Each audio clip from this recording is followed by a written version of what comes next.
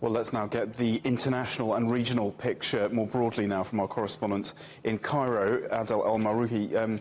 Adel, I don't know if you heard Nabra speaking just then, but a really desperately worrying situation in Sudan. Egypt has offered to mediate in the conflicts. How's that working out?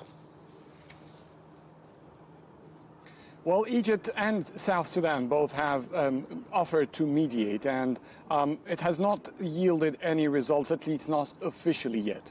Egypt is known to have a very strong ties with the Sudanese military led by General Abdel El-Mahrouky. And since the overthrow of President al-Bashir, ties between Egypt and Sudan in terms of the transitional government led by the military, which before the deposing President Bashir was quite tense. But the ties between Egypt and the military command in Sudan has been quite strong and actually growing, seeing cooperation between the two growing in numerous fields.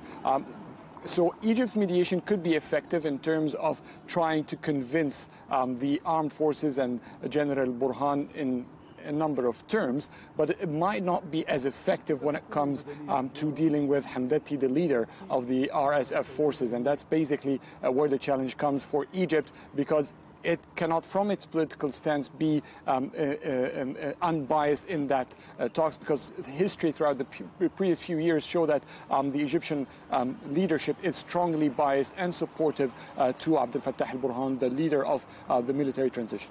So, Adel, in addition to those individual powers like Egypt and South Sudan, regional organisations such as the Arab League, the African Union and the trade bloc IGAD, they've all called for a ceasefire in Sudan. How much sway do they have?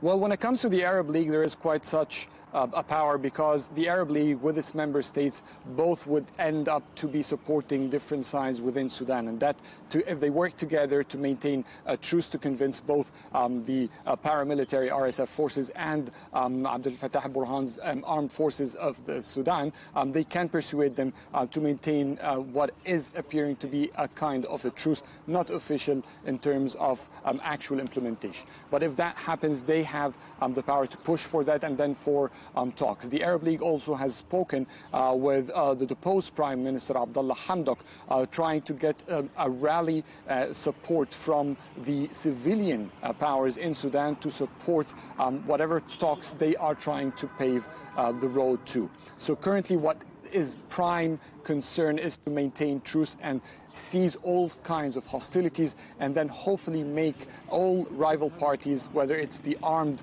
RSF and the armed forces, along with the civilian forces, to sit together and plan a new transition.